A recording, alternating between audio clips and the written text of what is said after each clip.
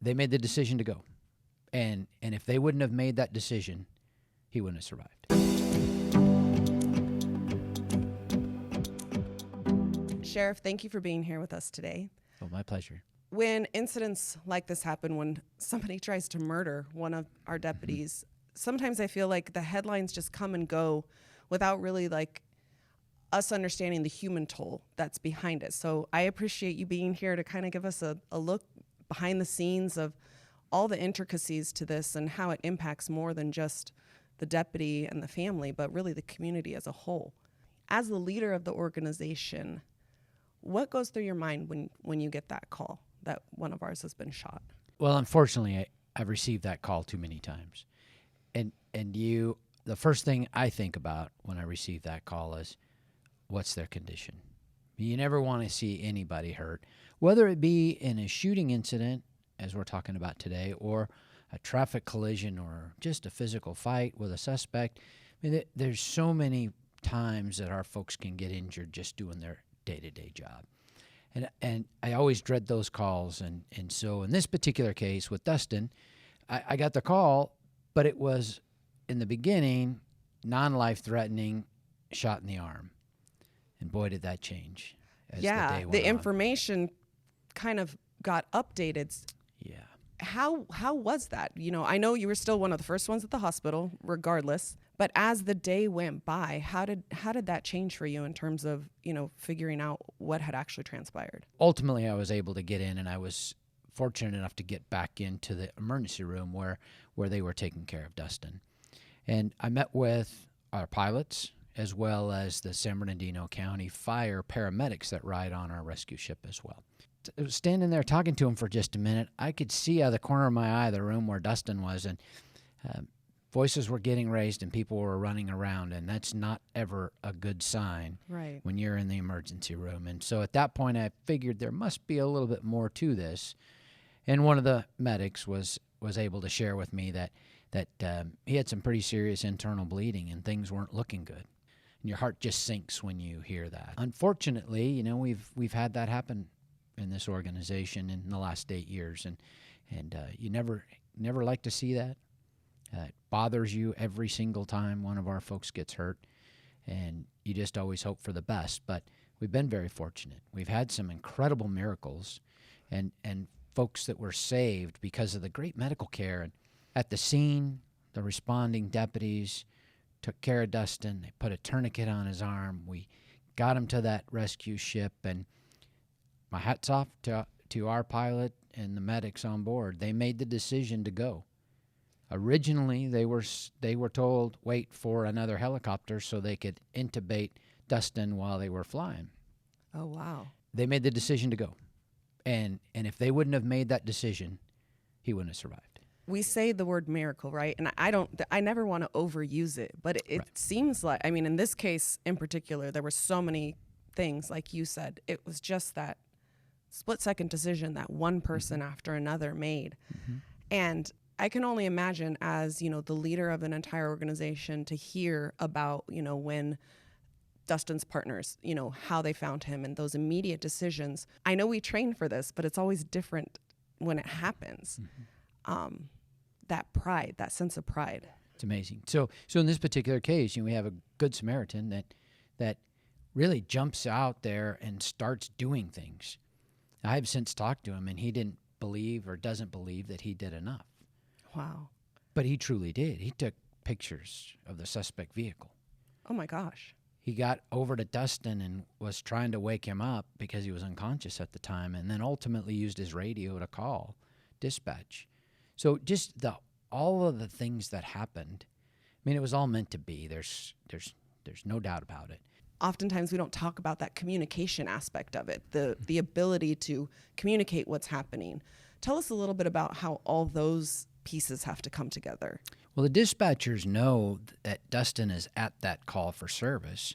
They know where he's at as far as the address is concerned, but they have no idea that he's just been shot. Yeah. So when you have a citizen get on the radio and start telling dispatch that you have a deputy that's been shot, obviously they're trying to figure out which deputy it is and where they are. So the dispatchers in this particular case did an outstanding job reaching out to the other deputies, trying to figure out who the deputy is that was shot and where this Good Samaritan is, and ultimately where the deputy is. They did an incredible job figuring it out in very short order, and making sure that all the other deputies were on their way to help Dustin in this particular case. The deputies on this department and all of the personnel, there's this strength. There's this, we talk about the will to survive, but you could sense it when you walked into that hospital. Dustin's strength in terms of recovering, his family being there, the whole department family being there. Help me describe that for people, because it's hard to think about if you're not actually in the situation. The one thing that always reminds me of how well we take care of our families and our injured personnel is when the families of our employees make those comments. In this particular case, Dave, Dustin's dad, Dave Whitson, pulled me off the side a couple of times, and he said, "I had no idea this is how you guys took care of us." He's just amazed. We do whatever we possibly can to help the families. I mean, we always station a deputy sheriff at the hospital with our injured employee 24 hours a day.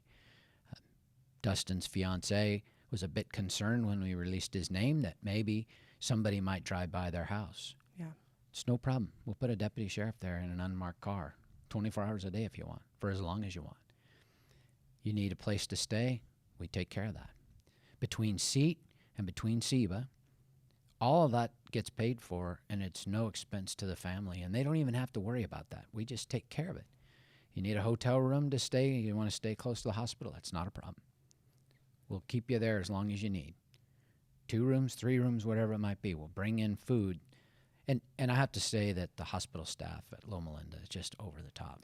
That's what I was going to say, because Over the top. as you're describing this, I remember being there and, asking, does anybody need anything? And at the same time, Loma Linda staff would come in and say, do you guys need anything? And we're like, no, do you need anything? You're taking, it was just, it's this coming together. And I think that gets lost in the larger topics in society. I think it gets lost because, like you said, you have the Good Samaritan that did everything he needed to do. We have this incredible community support. We do. And it's not just in tragedies either. The overwhelming majority truly appreciate what the men and women of our organization, as well as law enforcement in this county, do every single day. And it's directly related to the service they provide the citizens. They show up at their calls, and they do everything they possibly can to help them. They show compassion. They go out of their way to make a difference and try to help and solve the problem. And that just happens every single day. And you never hear or read or see that. It just happens. Yeah. And that's so important. And the majority of the folks in our county are willing to do whatever they can to show their support. Moving forward, I hate to think that there will be more instances like this, but society this is the job. Yep. What is your response to people who say that, this is part of the job, getting hurt is part of the job, or getting shot is part of the job? Well, I think in the back of all of our minds, we know that there are times when we're going to be faced with danger like that, and there's a chance that we could all get either shot or in a serious traffic collision, variety of different things that can occur in our profession. We know that, Right. But we do the best we can to limit that through training and policies and equipment and all of that. But when you hear somebody say in the public, well, that's just part of your job. Well, I don't know that losing your life is part of anybody's job that they plan on, or being seriously injured is anybody's plan. And so I hate to hear people say that, because it's just not reality. I think if we help explain it a little bit to them and say we're really here to help people, and occasionally we deal with bad people.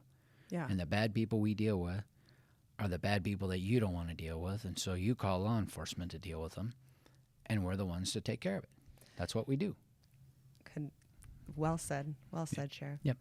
Was there anything that, we didn't talk about, or that I didn't ask, that you wanted to say or let the community know? Or the support from the community in our county for our department, as well as law enforcement in general, is incredible, and we thank them for that.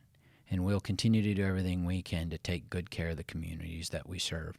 And we appreciate all they do for us, and we'll continue to do it.